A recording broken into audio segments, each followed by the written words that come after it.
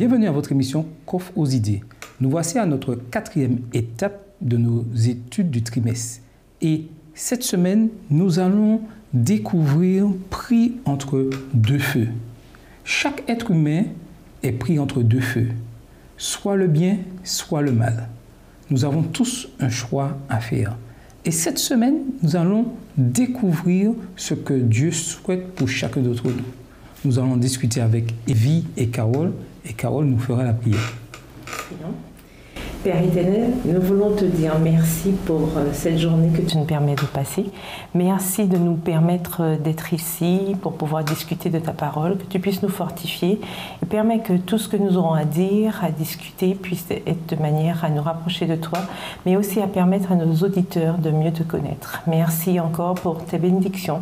Nous te réclamons aussi ton Esprit Saint afin qu'il puisse diriger lui-même ces débats. Au nom de Jésus et pour la gloire de ton Saint-Nom. Amen. Amen. Amen. Il est vrai qu'aujourd'hui, nous devons vivre avec le bien et le mal dans tout ce que nous faisons. Est-ce facile?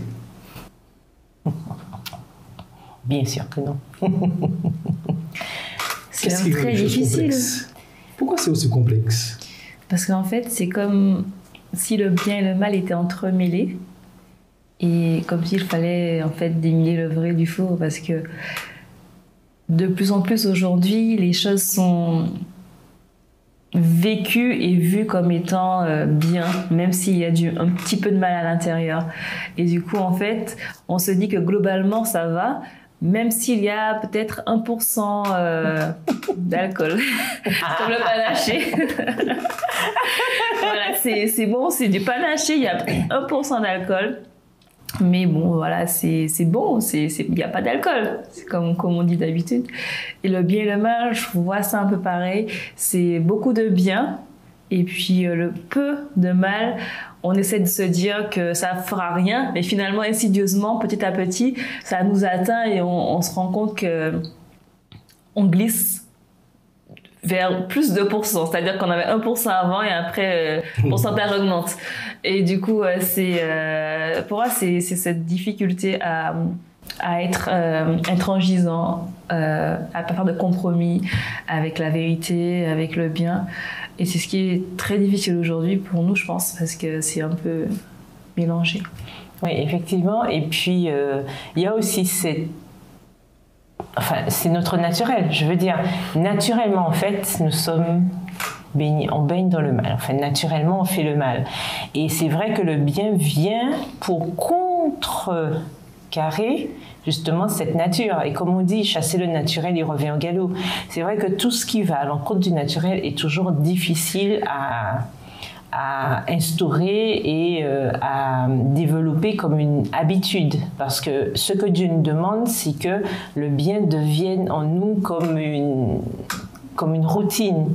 Or, la routine chez nous, c'est le mal. Donc, c'est ce qui complique la vie, puisque quand on va à l'encontre du naturel, c'est toujours compliqué. Donc, et c'est vrai qu'on se pose la question, beaucoup de questions, pourquoi le mal dans la société? Pourquoi y a-t-il autant de souffrance? Parce que l'homme a choisi. Oui, c'est vrai. Mais tu peux disparaître le mal. Et à savoir qu'est-ce que le mal? Parce que c'est une question aussi très importante à se poser. Qu'est-ce que le mal? Est-ce que le mal, c'est simplement ce qu'on voit qui est mal? Ou est-ce que des fois, on fait pas du mal sans le savoir? Et c'est à ce moment-là que ça devient compliqué. Et moi, je pense que le mal qui est un petit peu évident, tout le monde sait, quoi. Enfin, tu fais du mal à l'autre, tu le frappes, c'est mal. Et là, il n'y a pas vraiment d'ambiguïté. Le mal qui va peut-être nous mettre en difficulté, c'est les choses insidieuses qui se cachent. Et là, on ne les voit pas finalement. Et on avance, et là, on se rend compte que ce qu'on voulait faire de bien, ben, ça ne passe pas. Tout à fait. Et Jésus, dans le thème des paraboles, nous donne une parabole qui va nous expliquer pourquoi la présence du mal, et nous allons pleinement discuter. Ouvrons nos Bibles dans Matthieu 13 à partir du verset 24. Et je lis. Il leur proposa une autre parabole et il dit: le royaume des cieux est semblable à un homme qui a semé une bonne semence dans son champ. Mais Pendant que les gens dormaient, son ennemi vint, sema de l'ivraie parmi le blé et s'en alla. Lorsque l'herbe eut poussé et donné du fruit, l'ivraie parut aussi. Les serviteurs du maître de la maison vinrent lui dire, « Seigneur, n'as-tu pas semé une bonne semence dans ton champ? D'où vient donc qu'il y a de l'ivraie? » Il répondit, « C'est un ennemi qui a fait cela. » Et les serviteurs lui dirent, « Veux-tu que nous allions l'arracher? » Non, dit-il, de peur qu'en arrachant l'ivraie, vous ne déraciniez en même temps le blé.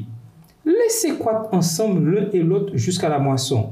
Et à l'époque de la moisson, je dirai au moissonneur, arrachez d'abord l'ivraie, et liez-la en gerbe pour la brûler, mais amassez le blé dans mon grenier. Alors, qu'est-ce que cette parabole, selon vous, du blé et de l'ivraie, nous dit sur l'origine et la présence du mal dans le monde? Mais justement, c'est exactement ce qui s'est passé à la création. Dieu a créé toutes choses, tout était très bon. Et voilà que notre ennemi, donc Satan, est venu tout gâcher en séduisant les premiers humains et en semant la zizanie dans ce monde parfait. Donc c'est exactement c'est ce qu'on lit là en quelque part, puisque le maître, effectivement, il avait semé une bonne semence, donc les grains étaient bons. Il n'y avait pas de raison pour qu'il y ait de l'ivraie qui apparaisse de nulle part, mais voilà que l'ennemi est venu semer de l'ivraie. Et le pire, c'est que l'ivraie, selon ce que nous lisons, ressemble au blé. Parce que le maître empêche à ses serviteurs d'aller arracher l'ivraie, disant qu'il risque de déraciner le blé. Ça veut dire que c'est proche, mais ce n'est pas tout à fait ça. Donc comme disait Yves tout à l'heure, en fait, ça ressemble au bien. Ça ressemble au bien, mais ce n'est pas le bien. Donc, il faut qu'on fasse attention parce qu'on peut rapidement glisser sur un terrain pas très... Est-ce que c'est vraiment... pas très fortuné. Ma question est, est-ce que ce serait vraiment bénéfique de laisser les deux grandir ensemble alors qu'on sait et on voit l'ivraie est là? Mais c'est vrai qu'on a envie que l'ivraie disparaisse. Oui. Enfin, c'est logique. Enfin, le mal est là, qu'on le voit, on a envie juste qu'il disparaisse. Mais je pense que c'est pas aussi simple que ça, dans le sens où on peut confondre et on peut aussi se perdre finalement, parce que à force de vouloir se déraciner le mal, on peut aussi le confondre avec ce qu'on fait de bien. Enfin, c'est Dieu qui a parlé dans sa parole, qui nous dit que le mal et le bien doivent grandir ensemble, parce que finalement, ils doivent arriver à maturité. Et c'est là qu'on verra vraiment qu'est-ce qui est le bien, qu'est-ce qui est le mal. Et souvent, on dit dans la Bible que c'est le cœur, c'est du cœur de l'homme que vient tout ce qui est mauvais, en fait. Donc, en fait, des fois, on ne voit pas encore qui est qui, parce que les personnes n'ont pas encore révélé qui elles sont vraiment, et on ne peut pas déjà faire un tri parce que ce n'est pas encore révélé. Mais au moment où toutes choses seront claires, à ce moment-là, le maître, comme dans la parabole, pourra vraiment faire cette séparation. Mais avant que ce ne soit arrivé à maturité, avant que en fait, le blé ne soit arrivé à son plein épanouissement, et bien, finalement, on ne peut pas encore les séparer. Et ça, c'est quelque chose d'important, de pouvoir laisser le blé et l'ivraie grandir ensemble. Pourquoi, selon vous? Est-ce que c'est bénéfique au blé que l'ivraie grandisse en même temps que lui? En quelque part, je dirais que oui, parce que du coup, on arrive à faire cette différence et on peut se débarquer par rapport à cette ivraie. Et aussi, je pense que c'est une façon pour nous de pouvoir affirmer, voire réaffirmer notre confiance en Dieu, notre amour pour Dieu et surtout ce choix qu'on a fait de pouvoir respecter sa parole. Parce qu'il dit bien, on voit bien dans la parabole, non, dit-il, de peur qu'en arrachant l'ivraie, donc on arrache l'ivraie, vous ne déraciniez en même temps le blé. Donc, on voit cette légère différence entre arracher et déraciner. Parce que dans déraciner, qu'est-ce qu'on a? On a encore la plante qui reste debout, en fait, qui est là, mais en fait les racines. Mais pourquoi les racines? Parce que ce sont les racines, en fait, qui alimente. Voilà, qui alimente vraiment la plante de manière probante. Donc il faut qu'il y ait cette racine, donc il faut qu'il y ait cette base spirituelle pour nous aussi. Et donc c'est pour éviter, en quelque part, Dieu dit, c'est pour éviter de fragiliser les personnes qui auraient déjà cette conviction, ces personnes qui seraient déjà sûres d'elles par rapport à leur choix pour Dieu. Eh bien, on évite de démobiliser ces personnes-là, entre guillemets, et on laisse grandir parce que, effectivement, les deux en croissant, on va pouvoir bien faire la différence, et ceux qui sont déjà, donc le blé, de toute façon, fera bien cette différence et va éviter d'être confondu avec l'ivraie. Et remarquez bien que lorsque les serviteurs disent ils veulent arracher, c'est que quand ils disent ça, c'est qu'ils ont identifié l'ivraie. Oui. Ils ont vu l'ivraie. Oui ou non? Ben oui. Puisqu'ils n'ont pas dit ça. Ils ont su qu'il y a de l'ivraie. Ils l'ont vu. Mais c'est tellement cool. En fait, l'ivraie, le blé, l'ennemi qui est venu. S'entremêlent presque. Voilà, en fait, c'est quasiment ensemble. Oui, ils sont ensemble. Ils sont ensemble. C'est-à-dire qu'ils sont tellement proches. On les reconnaît quand même. Oui, mais ils sont tellement proches que, en fait, les racines s'entremêlent un peu. Donc, en fait, s'il tire un, l'autre aussi va certainement sortir. C'est quand on est face à une plante et qu'elles sont, deux plantes et qu'elles sont toutes les deux collées, c'est compliqué de séparer correctement les deux de façon adéquate. Et ça me fait penser à justement quand Lucifer était dans le ciel et c'était lui à l'origine du mal et que Dieu ne l'a pas juste fait disparaître. Tout à fait. Parce qu'en fait, il y a le mal. Et pourquoi à ce moment-là, dès le départ, Dieu n'a pas juste déraciner le mal, retirer le mal, arracher le mal dès le départ? Il a laissé le mal arriver sur la terre. Et on est encore aujourd'hui là-dedans. Et ça fait très longtemps. Et pourquoi dès le départ, il n'a pas retiré, il a laissé croître ensemble? Dès le commencement, c'est cette leçon-là qu'il nous donne. Il nous dit s'il avait, dès le premier temps, fait disparaître Lucifer, le bien aurait pris un grand coup. Et un coup pour toujours. En fait, cette attaque n'aurait jamais pu être... jusqu'au jour où on aurait ressenti les conséquences. Est-ce qu'on aurait aimé Dieu parce qu'on l'adore et parce qu'on l'aime, ou est-ce qu'on aurait aimé Dieu parce qu'on a peur d'être juste déraciné? Et aujourd'hui, c'est la même chose. Aujourd'hui, Dieu veut nous faire comprendre qu'on est libre de choisir entre le bien et le mal. Et c'est autant fixé au jugement que chacun va pouvoir prendre les actes des conséquences qui découlent de leur comportement, et pas avant. Et avant, on a encore le choix finalement. Tout à fait, et ça c'est vrai. Et continuons la parole, parce que Jésus donne comme l'explication, mais il continue par, je dirais, une autre parabole. Il continue au verset 31. Le royaume des cieux est semblable à un grain de sénévé qu'un homme a pris et semé dans son champ. C'est la plus petite de toutes les semences, mais quand il a poussé, il est plus grand que les légumes et devient un arbre de sorte que les oiseaux du ciel viennent habiter dans ses branches. Et il continue, le royaume des cieux est semblable à du levain qu'une femme a pris et mis dans 3 mesures de farine jusqu'à ce que la pâte soit toute levée. Et au verset 37 jusqu'au verset 43, Jésus donne l'explication. Et nous allons lire l'explication et nous allons discuter. Celui qui sème la bonne semence, c'est le Fils de l'homme. Verset 38. Le champ, c'est le monde. La bonne semence, ce sont les fils du royaume. L'ivraie, ce sont les fils du malin. L'ennemi qui l'a semé, c'est le diable. La moisson, c'est la fin du monde. Les moissonneurs, ce sont les anges. Or, comme on arrache l'ivraie et qu'on la jette au feu, il en sera de même à la fin du monde. Le Fils de l'homme enverra ses anges qui arracheront de son royaume tous les scandales et ceux qui commettent l'iniquité. Et ils les jetteront dans la fournaise ardente où il y aura des pleurs et des grincements de dents. Alors les justes resplendiront comme le soleil dans le royaume de leur Père. Que celui qui a des oreilles pour entendre, entende. Là, Jésus nous donne l'explication. Alors, qu'est-ce que vous avez retenu sur l'explication? Moi, j'ai retenu quelque chose, mais avant, je donne la parole à Carole et Evie. Alors, qu'est-ce qui vous a frappé dans l'explication de Jésus sur le blé et l'ivraie, la bonne semence et la mauvaise semence? Non, mais on voit de toute façon qu'à la fin, ça ne va pas durer comme toute semence.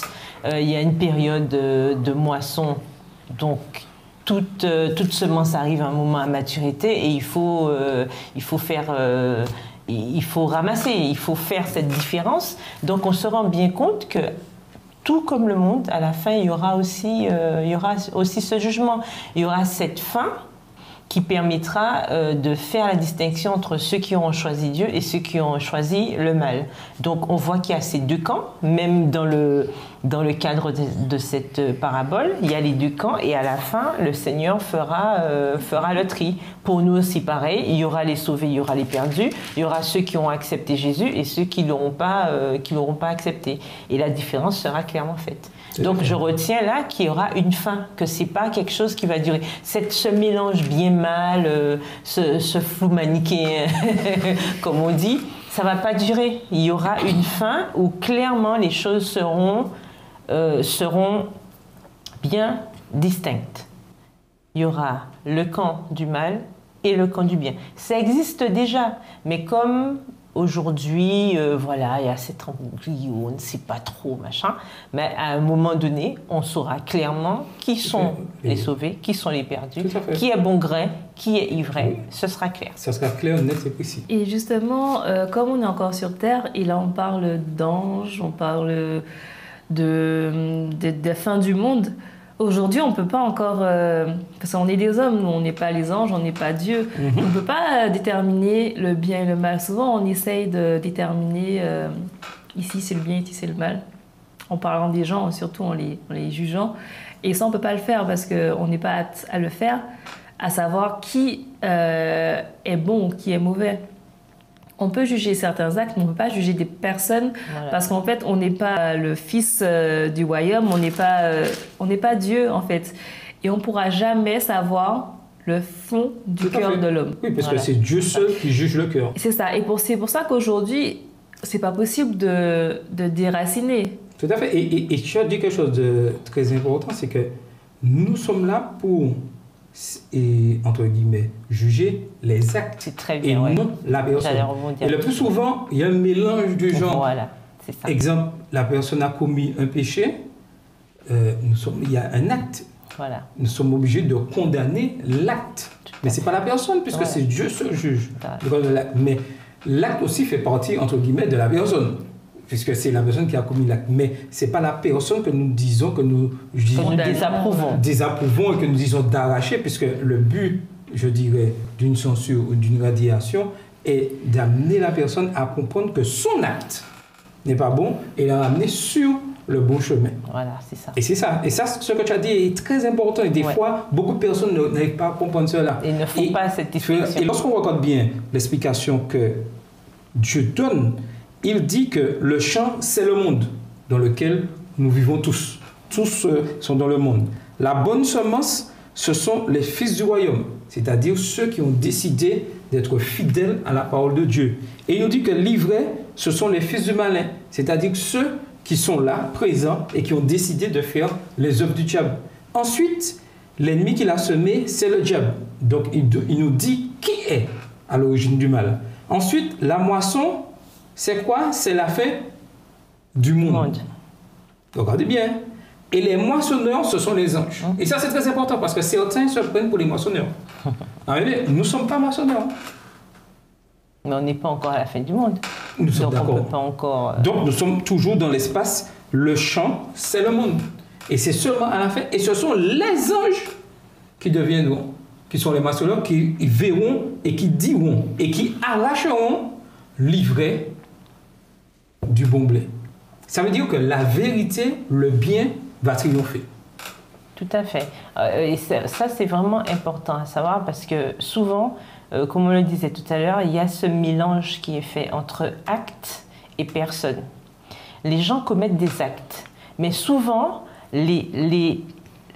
ceux-mêmes qui commettent ces actes, en fait, laissent leur culpabilité prendre tellement de place, ou leur manque d'attache à Dieu, entre guillemets, prendre tellement de place qu'ils confondent justement la condamnation de l'acte par rapport à leur condamnation. Et il arrive que ces personnes s'éloignent elles-mêmes de la bergerie, ou s'éloignent de Dieu, ou développent des rancunes, des rancœurs, etc. parce qu'on ne comprend pas justement cette différence claire entre l'acte et la personne. Je suis humain, j'ai commis un acte. Donc on a condamné mon acte, mais ça ne veut pas dire que pour autant on m'a rejeté. Mais si toutefois je ne fais pas cette distinction moi-même qui ai commis l'acte entre ce que j'ai commis et moi, là je peux aussi, entre guillemets, devenir ivraie. Parce que je vais moi-même distiller justement quelque chose qui ne va pas correspondre à la parole de Dieu. Parce que par ma rancune, par mes regrets ou quel que soit, je vais commencer à avoir une attitude qui ne reflète pas ce que Dieu attend de moi. C'est-à-dire ce côté repentance, la conversion, la contrition, etc. Ça, je ne vais pas pouvoir le développer parce que je suis tellement aigrie et je suis tellement en colère par rapport au fait qu'on m'ait jugé, entre guillemets, alors qu'on ne m'a pas jugé.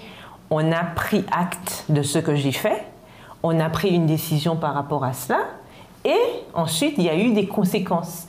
Et souvent, comme j'aime à dire, on n'aime pas porter les conséquences de ces actes. Or, tout acte a une conséquence. Que ce soit positif ou négatif, il y aura toujours quelque chose derrière.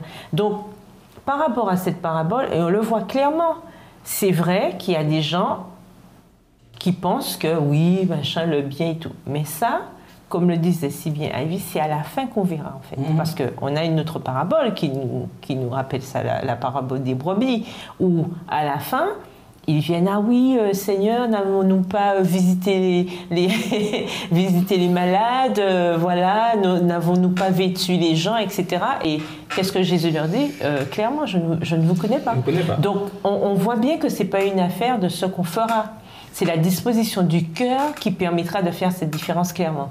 Donc, à la fin, c'est pour ça que c'est Dieu qui sera capable de faire ce travail. Pourquoi? Parce qu'il est le seul à savoir lire les cœurs. Par contre, nous, à l'aune de la parole de Dieu, nous pouvons juger des actes.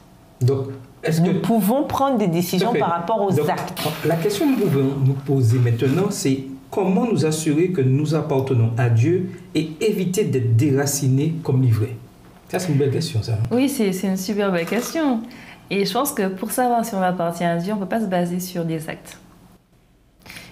Parce que Dieu a dit, vous êtes mes enfants, si vous avez mon esprit. C'est-à-dire que c'est si on a l'esprit de Dieu qu'on lui appartient. Et c'est la seule chose qui peut nous montrer qu'on est enfant de Dieu. Parce qu'il a dit que son esprit va nous révéler à notre esprit qu'on est enfant de Dieu. C'est-à-dire que cette conviction-là, on l'aura par le Saint-Esprit. Dieu même, lui-même, va nous donner cette conviction qu'on lui appartient. Et ça ne vient pas des autres, ça ne vient pas de nos actes, de ce qu'on fait, ce qu'on réussit. Ça vient seulement de la conviction que Dieu nous a acceptés en tant que son enfant. Et nous, notre rôle, c'est de croire. C'est de croire que Dieu nous a acceptés. Et pour pouvoir être enfant de Dieu, c'est très simple. Il faut croire. Il faut croire que Dieu nous a donné son esprit et on le vit chaque jour en écoutant ce qu'il nous dit, en écoutant ce qu'il nous donne grâce à ce qui nous inspire et ne pas se détourner de son esprit parce que quand le Saint-Esprit nous parle, nous dit quelque chose, il faut marcher selon cet esprit. Parce que si on se rebelle contre cet esprit, à ce moment-là, nous serons des enfants rebelles, finalement. Tout à fait. Et pour moi, c'est la seule chose qui compte, c'est, comme dit le chant, j'ai l'assurance de mon salut. Parce que finalement, c'est Dieu qui donne cette assurance-là, et rien d'autre. Tout à fait. Mais je crois aussi, pour compléter ce qu'elle dit, non seulement il faut avoir cette foi, cette assurance, oui, mais je crois que le mot obéissance est très important aussi. C'est-à-dire qu'une fois qu'on a compris ce que représentait Dieu pour nous, mais il nous faut aussi obéir. Et je crois qu'on peut garder cette assurance de ne pas être ivré si on fait de notre mieux, en tout cas si notre cœur est disposé à faire la volonté de Dieu. C'est-à-dire que si on est dans cette droiture au niveau de nos convictions, au niveau de notre façon d'être, dans ce qu'on dit, notre comportement, on est d'accord, on ne parle pas de perfection ici, puisque nul n'est parfait, c'est pas ça la question, puisqu'on a vu plein d'hommes, on a plein d'exemples dans la Bible d'hommes qui n'étaient pas du tout parfaits. On a David, quand même, qui était l'homme selon le cœur de Dieu. Pourquoi? Parce que David, quand il faisait quelque chose, il avait toujours cet automatisme d'aller vers son Dieu, de se repentir. Et donc, c'est ce que Dieu attend de nous, en fait, que nous ayons cette appétence pour lui, qu'on ait envie de lui faire plaisir et que notre cœur lui soit dédié. Et je pense que c'est comme ça qu'on arrive à affermir de plus en plus notre amour pour lui, mais aussi cette conviction que nous sommes enfants de Dieu et que nous n'avons pas à craindre, parce que c'est ça en fait. Le malin, il ne faut pas oublier que c'est le doute qu'il sème dans la tête des gens. Et c'est quand on dépasse ce doute qu'on arrive à faire ce choix. Alors maintenant, j'ai une petite question, on arrive à la fin de notre rencontre du jour, question de réflexion. Alors, on a bien dit que c'est Dieu seul qui juge. C'est Dieu seul qui, à la fin des temps, fait cette différence entre le juste et le méchant, entre celui qui sert Dieu ou pas. Souvent, lors de nos cérémonies funéraires, on entend dire, oui, sœur ou frère un tel, il sera sur la mer de verre. Ce n'est pas un peu présomptueux de prendre la place de Dieu alors que nous ne savons pas? Oui. C'est vrai, c'est vrai. Alors, je ne dirais pas que ce soit présomptueux, parce que quand Paul parlait des frères et sœurs qui étaient morts, il a dit « Nous ne sommes pas sans espérance, comme ceux qui ne croient pas, mais nous avons cette assurance que ceux qui sont déjà partis, ceux qui sont déjà morts, nous les reverrons et que nous serons ensemble à la fin. » Et mais il avait quand même dit nous ne sommes pas aussi tristes que ceux qui n'ont pas d'espérance, mais justement comme ça reste de la résurrection. C'est une espérance. Et c'est l'espoir qui est véhiculé lors de ces paroles. Mais un espoir, c'est pas une certitude. On fait on confond. Pour moi, on confond espoir et certitude. C'est-à-dire que j'ai l'assurance, j'ai cet espoir. C'est-à-dire que c'est une attente. Un espoir, c'est quoi? C'est une attente. C'est ce que j'espère. Mais je ne suis pas sûre. Je suis sûre du retour de Jésus. OK? Oui. Ça, c'est une conviction. Donc, il ne faut pas faire pour moi l'amalgame entre conviction et espérance. Pour moi, ce sont deux choses différentes. Pourquoi? Parce que l'espérance, en fait, implique une attente. Ça implique quelque chose qui n'est pas encore là. Tandis que la conviction, c'est que je suis convaincue que ça va effectivement arriver. Et on est tout à fait dans le cadre quand tu dis qu'il faut qu'on fasse attention à ce qu'on dit parce qu'on ne sait pas. C'est le même apôtre, n'est-ce pas, Paul, qui dit qu'il y aura des surprises dans le ciel. Ah oui, c'est sûr. Donc en fait, il faut qu'on fasse... dans les deux sens. Hein. Oui, c'est ça. Les surprises vont dans le sens. Et comme tu disais tout à l'heure, on ne sait pas puisque c'est Dieu seul qui sait, qui saura à la fin. C'est Dieu seulement. Donc comme on ne sait pas justement, comme on ne sait pas qui est-ce qui fait le mal, d'accord, on ne sait pas non plus qui est-ce qui fait le bien. Donc nous ne pouvons être que dans l'espoir que ces personnes qui se sont endormies dans les bras de Jésus, puis qu'on puisse les retrouver. Oui, mais ça reste une espérance. On a entendu des prédicateurs, des personnes dire, oui, cette personne qui est décédée, c'est sûr et certain qu'elle y sera. Certitude. Alors ça, c'est... Bon, après, moi, j'englobe plus ça dans l'espoir, dans l'espérance. Donc, ça veut dire que, bon, j'ai jamais c'était des enterrements où c'était marqué, oui, j'ai vu le nom d'un tel esprit. Bon, c'est pas les jusque-là. Mais globalement, on dit, nous reverrons sur la mer de verre. Oui, non, mais ça, c'est un espoir qu'on a tous ensemble. Et en fait, on le dit comme ça. Bon, peut-être qu'on le dit mal, mais c'est sûr que, bon, je pense pense hein, qu'on est conscient que bon, on n'est pas. Pourquoi je pose la question? Je pose la question parce que c'est vrai quand c'est le mal, on aime. Oui. C'est Dieu seul qui sait. Mais le bien, c'est Dieu seul qui sait aussi. C'est pas que le mal. Et comme tu disais, c'est pas dans les actes. Quelqu'un, c'est pas dans les actes. Donc quelqu'un peut avoir été, voilà, hein, et finalement. On espère. Donc il faut qu'on ait cette. On peut pas avoir cette certitude. Mais c'est vrai que pour au-delà du pasteur qui va dire ça sur la chair, pour les personnes même qui ont perdu un être cher et qui espèrent l'avoir, c'est vrai que. Bon, il y en a quand même, c'est vrai, qui vont se dire ah ouais, tel, je suis sûr, il sera là. Oui, c'était l'enfant de Dieu, etc. Mais c'est vrai que dans des moments aussi difficiles, c'est vrai que ça soutient pas mal de se dire ça. Mais c'est vrai qu'au fond, dans le fond dans l'idée, en fait, on ne sait pas qui sera là-bas. Et ça doit rester ça. La seule chose qu'on doit savoir, c'est si nous. Et c'est ça la certitude. Notre certitude, c'est qu'on ne sait pas qui sera là, mais notre espoir, c'est de pouvoir y être. C'est ça. Le plus important, c'est de savoir si moi, j'y serai et que je fais tout pour y être. Voilà, mais même là, il faut avoir l'assurance de son salut. Non, il faut avoir l'assurance du salut, mais jusqu'au dernier moment, c'est quand on y sera qu'on dira, c'est bon. Aujourd'hui, je peux dire, que je suis sauvé. Certes, mais si je suis envie de m'aider, une erreur ça peut me. Je suis pas sauvé. Oui, bon, certes, mais en tout cas, quand Job pensait qu'il allait mourir, il a dit mes yeux le verront et non ceux d'un autre. Et ce qu'il disait là, c'était pas il espérait peut-être. Il était en fin de vie. Il a dit ça bien avant de mourir.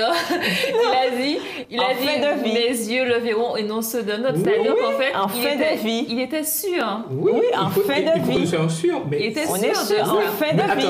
Ce que je veux dire, c'est que chacun. Tous ceux qui ont parlé comme ça, c'était à la fin de leur vie. L'apôtre Paul, Job, tout ça, tout le monde. Tout à fait, mais que chacun. Salomon. La question c'est que chacun doit se sonder personnellement. Voilà, c'est ça. Je ne peux pas me baser sur X qui est là, ou frère Y dire frère je serai X là, je vais. Non, on ne peut pas. C'est moi, savoir ma relation, car Dieu seul juge.